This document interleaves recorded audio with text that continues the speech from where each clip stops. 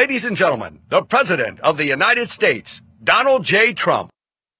And I'm proud to be an American, where at least I know I'm free. And I won't forget the men who died, who gave that right to me. And I gladly stand up next to you and defend her still today. 'Cause there ain't no doubt I love this land. God bless the USA. We could have kept that going. What a great song. I won a lot of races with that song. Uh-oh. I thought that was a drone. They make them in all different sizes nowadays. They can be very destructive, as you probably heard. So this is, oh, you can sit down. Come on. It's an honor. Now, if you find it really exciting, stand up, pop up again. But it's a great honor to welcome. These are my friends. These people voted for me. 98% that were looking for the other two. But I want to welcome you to the Rose Garden. You know, there's a whole new thing. This used to be grass. And took a little heat from my wife. She said, darling, what did you do with my grass? I said, people got tired of standing in mud. You know, the White House, you don't realize this, it's built on a wetland. So when it didn't have to rain. The grass was always soaking wet. If you had a news conference, the reporters who are back there, I think, the reporters, they walk out with their shoes. The female reporters in particular, they weren't thrilled. But I said, we're going to get a gorgeous stone, which we did, and we're going to put this up here. I don't know if you got this here. It's just completed with the granite, the black granite. Yeah, Mr. Secretary, right? You saw it. You gave it your approval. Do we have a good news secretary? Would you please stand up, Mark Wayne? We have a great secretary. He's a great wrestler, by the way. You know, he's a championship wrestler. You don't want to fight him, but you don't know. Some of these guys might be able to take you, but probably not. I would be very disappointed in you if that happened. But we're honored to be joined by Vice President J.D. Vance. Where's J.D.? J.D. doing a terrific job. Thank you, J.D. Interior Secretary Doug Burgum. Doug. And we'll be opening up the reflective pond. It's called the reflective pond. It goes from the Lincoln to the Washington Monument, and it goes all the way. It's 2,500 feet. Think of this. And President Obama, a man who was a great divider, he spent $54 million trying to fix it, and it made it worse. They've been trying to get it fixed for the last 40 years. So I got involved with Doug. They were going to spend, think of this, $350 to $400 million. You have to understand, it's longer than the tallest building in the world laying sideways. It's 2 Empire State Buildings, and it's almost 200 feet wide. It's a lot. It's a big area. It was going to take 4 years, and it was going to cost $350 to $400 million. I said, I think we can do it for less. So I called people that do swimming pools, and I said, go take a look at it. They were going to take stone out. They were going to put new stone in. It would have taken forever. It would have taken 3 or 4 years. That's before overruns and cost. So they were for, think of this, $350 million without cost overruns and 4 years versus $3 million, and it'll be finished this week. Like, think of that. And somebody said, and by the way, a very sophisticated job. They ground the stone. They ground everything. They sealed it. They did a lot. They had to have a good base. And because I read in the New York Times, we just gave it a little paint job. This is not paint. This is highly sophisticated stuff.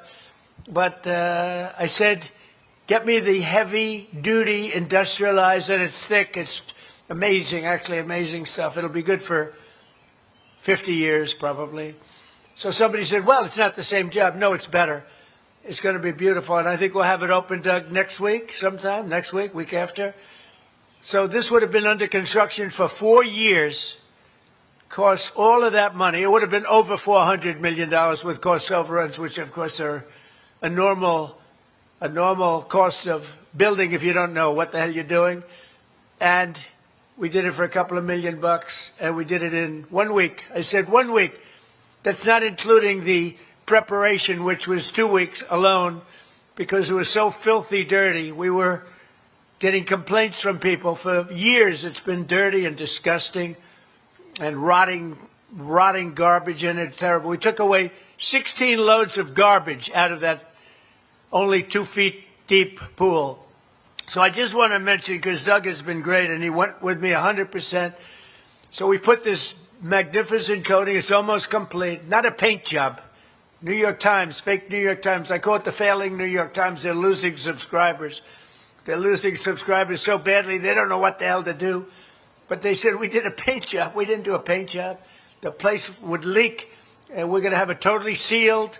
It's basically, if you think of a swimming pool, a heavy swimming pool coating, and the pool person said, sir, we're going industrial. What is industrial? It's a heavy duty. It can handle anything. And it's going to be beautiful, beautiful color. I picked American flag. See the blue? I picked American flag. It was called American Flag Blue. I couldn't make up my mind. I had a hard time. I was having a very hard time. And here the colors are, sir. There were like 70 colors. I said, couldn't you give me 3? 70 is a lot. They had every color you could imagine. And they called them, and I looked and looked. I said, what is this? Sir, that's American Flag Blue. I said, I'll take that one. And I think it's going to be beautiful. And you're going to see something. So this is 1922 it was built, and it was broken for most of the time. And you are now, with Doug and myself and the great staff you have, and the people that did it. And by the way, these people did not work for me.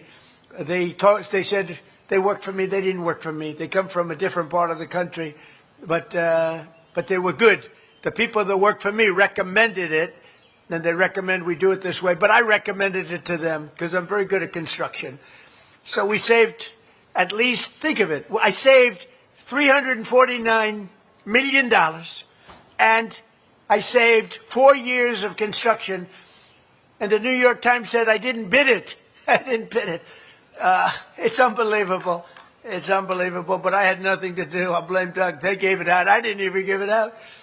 So the other people we have, and we have some of the greatest people on earth here tonight, Homeland Security.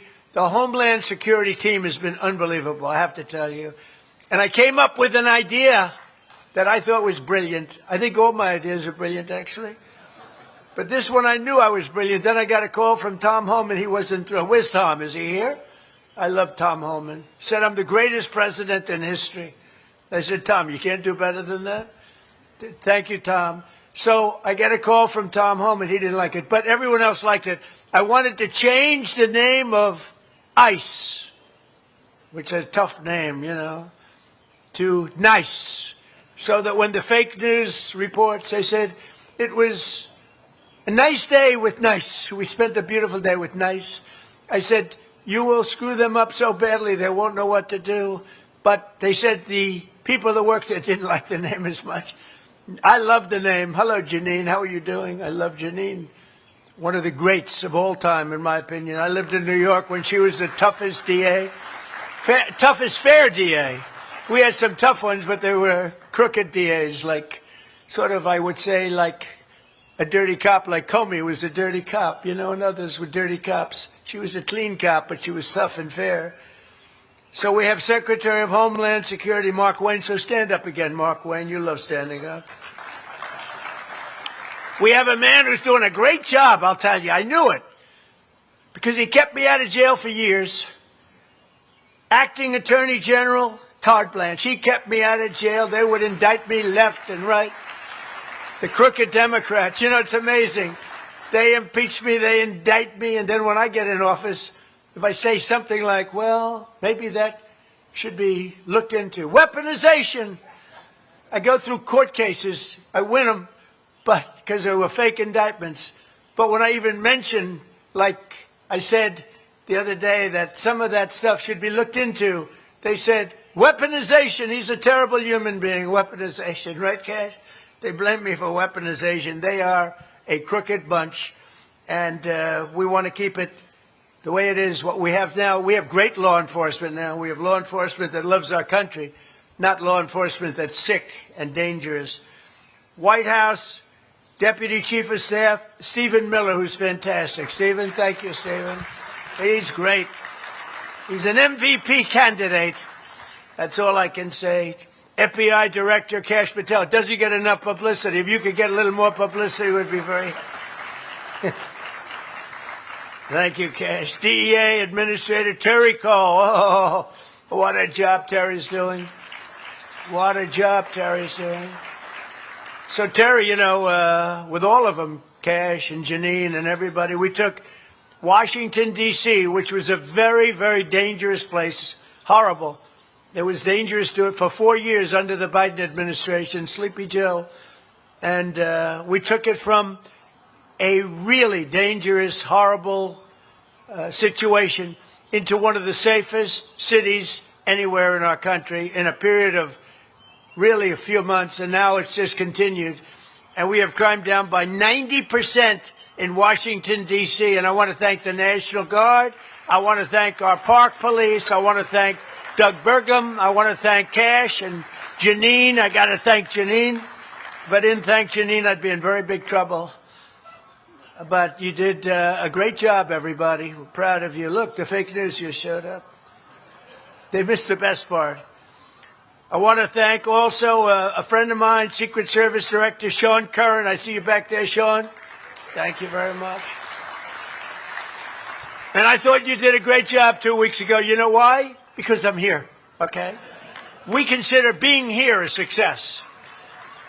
And I tell you what, your people are all over the place. You know, you got a little, no matter how well you do, they're going to find fault. But I will be the one to find fault if I think there was fault. They had great professional people, and they came out, and within seconds, I saw them take J.D. by the shoulders and lift him up like he was a little boy. I said, how come they didn't lift me up so fast? They lifted J.D., got ripped out of the chair. That was a view of the week. But they did the job, J.D., right? I think so. The director of the U.S. Marshal Service, Gatti Saralta. Gatti, where are you, Gatti? Great job. And you, with what you've done in D.C., you, the whole team. But I'm so proud of D.C. because, you know, they all said that it really couldn't be saved. You got to remember, we took over 5,000 people out of here. They were career criminals. They came in through the border, through Joe Biden's open border. One of the dumbest things I've ever seen, open border. We had 6,000, thousands. I won't even go into numbers because who knows what they represent. But we had thousands of criminals. We had numerous murderers, people that were in for murder, people that were taken out of jails. They murdered more than one person, and we got them out of here. We got them out, and overall, I think we took over 5,000 people, career criminals, out of D.C. And one stat that's really good, that 2% of the people create 92% of the crime. And I love that stat because we can solve that problem.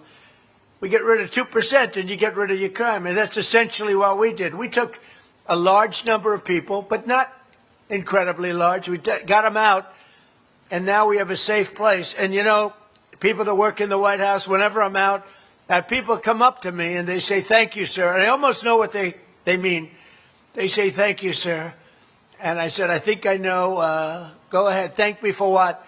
You made Washington, D.C. safe. We live here. We couldn't leave our apartment. We couldn't go out to dinner. The restaurants were closing. I mean, it was horrible. Restaurants, half of the restaurants closed. You couldn't run a restaurant. Even your car services, Uber, they being robbed when they were in the car. It was horrible. It was a horrible situation. And they come up to me and they say, thank you. It's a safe city again. We walk to work. We walk to the White House.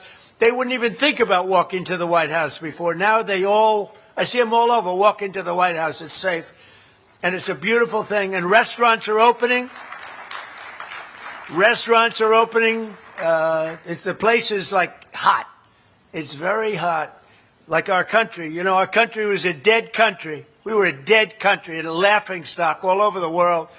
1.5 years ago, we were dead as a doornail. We had no future. Our country was laughed at, disrespected. Our president was disrespected. He couldn't walk without falling down the damn stairs. I said, you know, some people thought it was funny. I didn't like it. I didn't like watching it. should have never been there. And I'm very careful when I walk, by the way, because if I ever fall, I'm just, the fake news will, they're going to have, that headline will go on for years. You know, sometimes like I walk out of the plane late. Now, I'm not looking to set any records. You go nice and easy. But we had a guy who's just, what a horrible president. We had a few of them, but he was a beauty.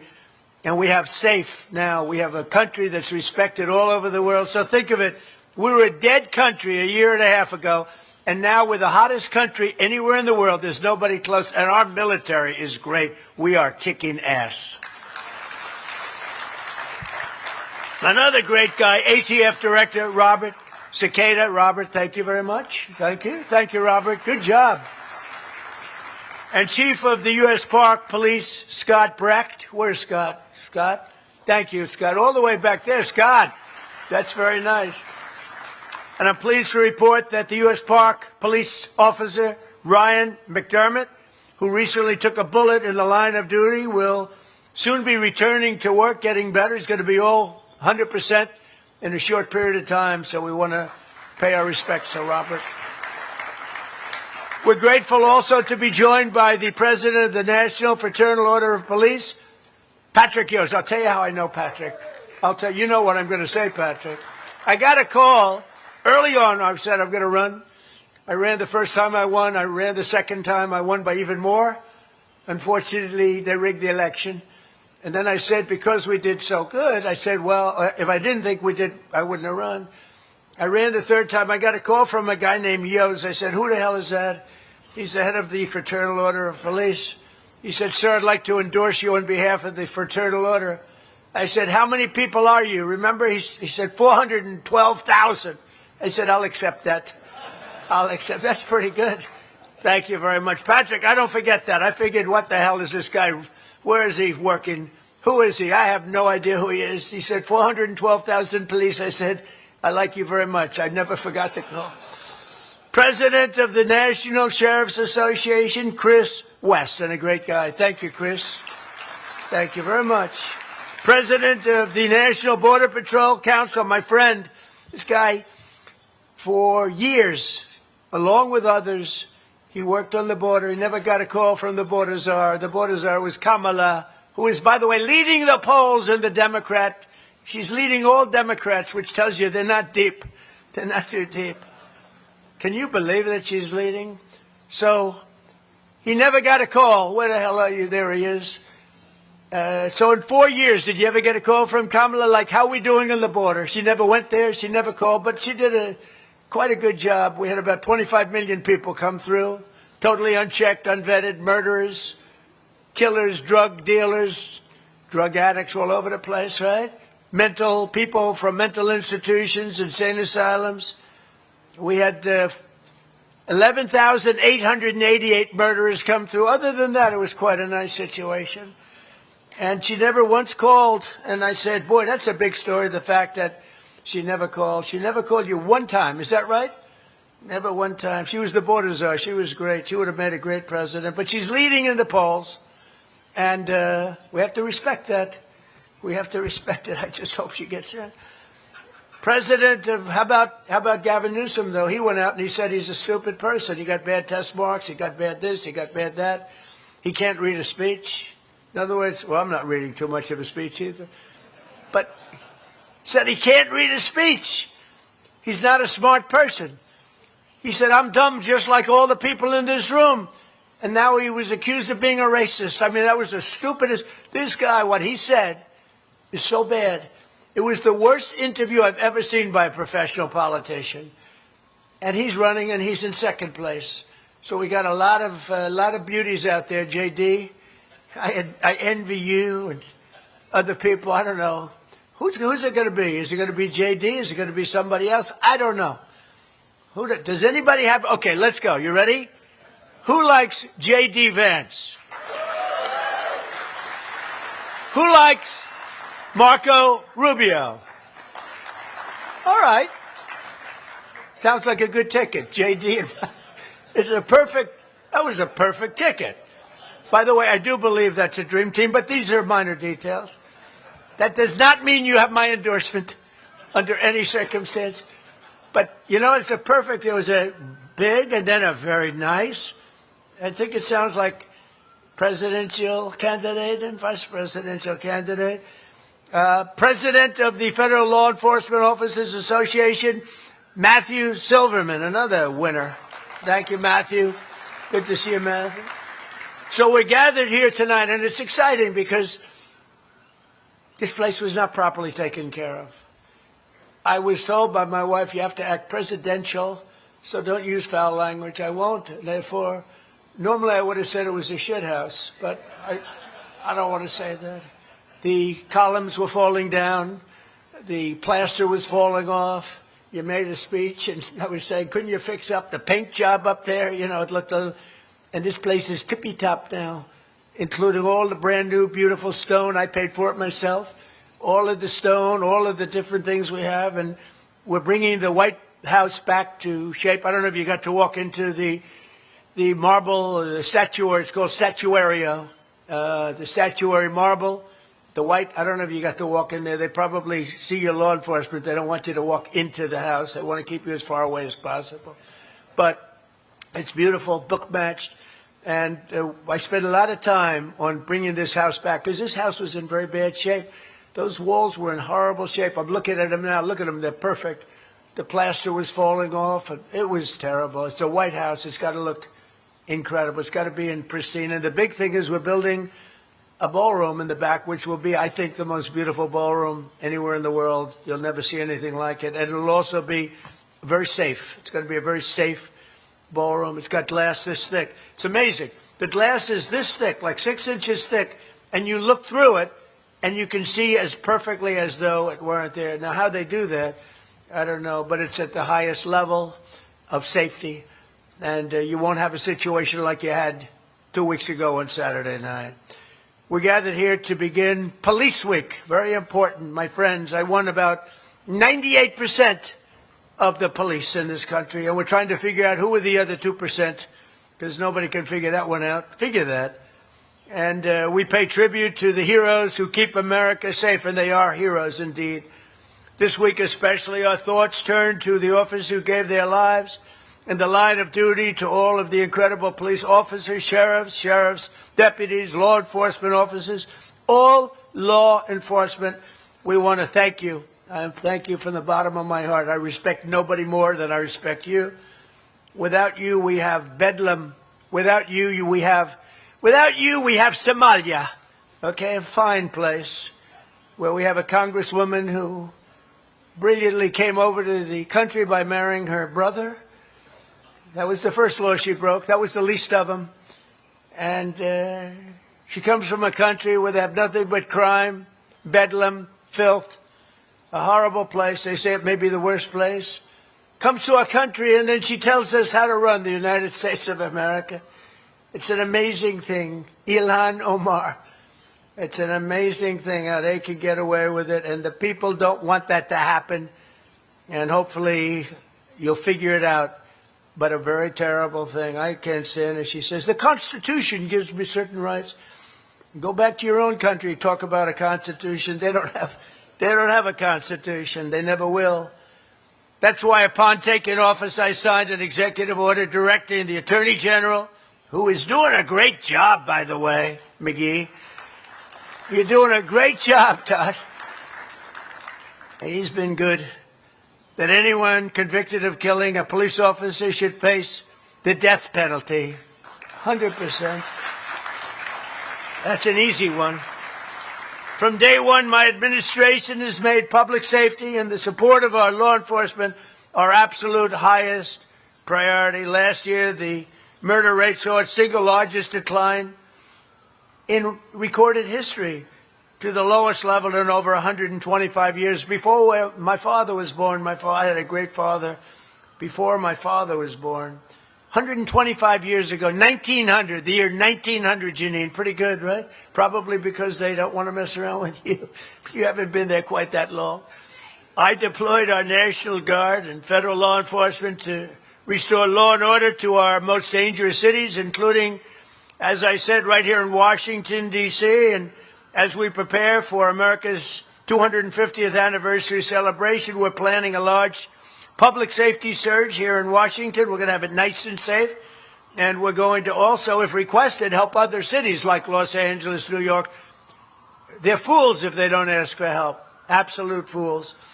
Since I took office, our administration has made nearly 200,000 criminal arrests nationwide, a record. And we're getting them off the streets and putting them in jail, or in many cases, sending them back to their lovely countries where they came from.